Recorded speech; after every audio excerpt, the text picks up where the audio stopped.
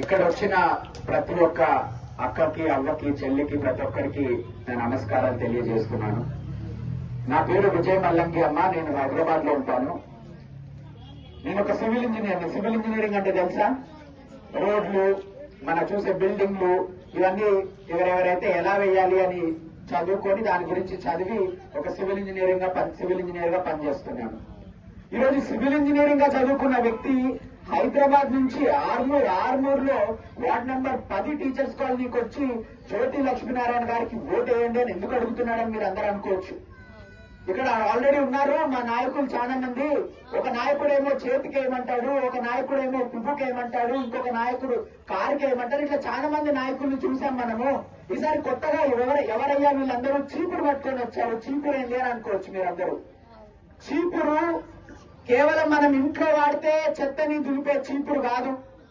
ఇప్పుడు రాజకీయంగా దేశవ్యాప్తంగా ఒక చీపురుతో అవినీతిని కూడా తరిమి కొట్టే విధంగా ఒక పార్టీ, ఆమ్ ఆద్మీ పార్టీ అనేది ఆవిర్భవించింది న్యూఢిల్లీ, అంటే న్యూఢిల్లీలో, మన దేశ రాజధానిలో.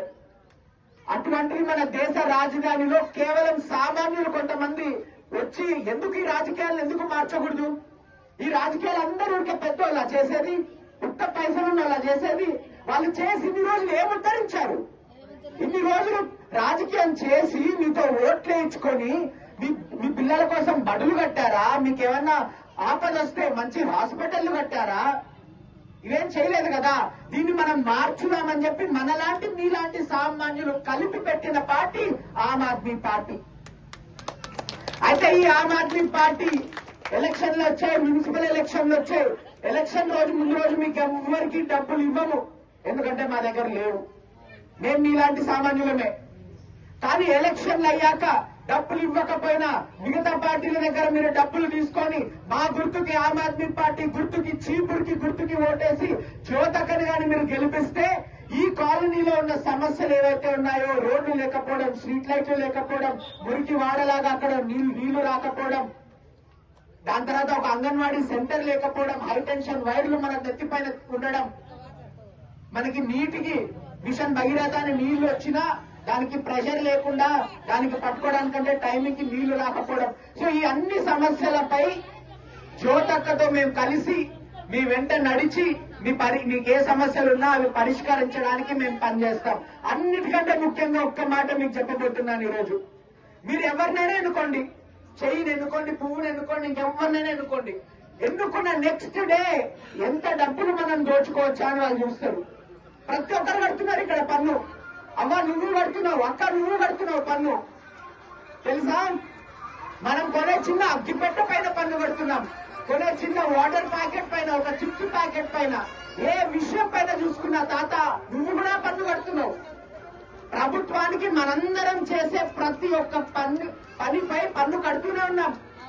మనం ఆటోలో వెళ్ళాలంటే ఆటో పైన, డీజిల్ పెట్రోల్ పైన 30% పన్ను ఉంది. మీరు అన్నం కొనుక్కున్నా, ఏం కొనుక్కున్నా, దాన్ని వండుకోవాలనుకుంటే నెయ్యి, నూనె కావాలంటే దాంట్లో పన్ను ఉంది. ఏది చేసుకోవాలనుకున్నా పన్ను కడుతున్నాం. కానీ ఆ పన్ను డబ్బు ఎవరిది? మీ అందరిది, మీ కష్టార్జితం అది. మరి మీ కష్టార్జితాన్ని ఇంకొకరు దోచుకుంటూ పోతుంటే ఎన్ని రోజులు ఊరుకుంటారు, ఎన్ని రోజులు ఓపిక పడతారు? సరే వేశారు, బీజేపీకి ఎమ్మెల్యేగా చేశారు.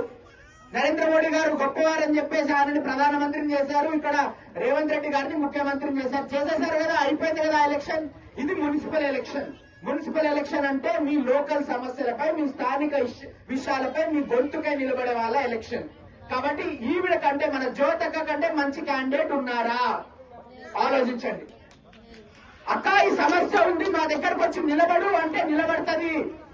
ఇంకెవరన్నా అట్లా రాగలుగుతారా? గవర్నమెంట్ ఆఫీస్ లో చిన్న పెన్షన్ కోసమో లేకపోతే క్యాస్ట్ సర్టిఫికెట్ కోసమో వెళ్తే లంచం అడుగుతున్నారు.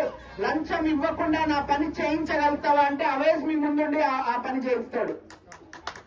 ఇక్కడ స్థానికుడు అవేస్, సమాచార హక్కు చట్టం వాడటం వచ్చు అవేస్ కి, అధికారులని ప్రశ్నించడం వచ్చు అవేస్ కి. మీ వెంట ఉండి అవేస్ ఇంకా జ్యోతి అక్క ఇద్దరు నిలబడతారు. మీ పిల్లలకి చదువు వచ్చే విధంగా వాళ్ళు పోరాడతారు. ఈ రోజు నేను ఇలా ఇక్కడ నిలబడి మాట్లాడుతున్నానంటే నాకు ఆ దేవుడు, మా తల్లిదండ్రులు చదువు ఇవ్వడం వల్లనే. మీ పిల్లలకి మీరు చేయగలిగే ఏకైక మేలు జీవితంలో వాళ్ళకి చదువు నేర్పడం.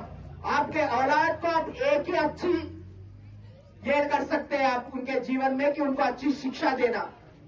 अगर वो लोग पढ़े लिखे होंगे तो उनके जिंदगी के बहुत सारे उनके अपॉर्चुनिटीज मिलेंगे, उनको उद्योग मिलेगा।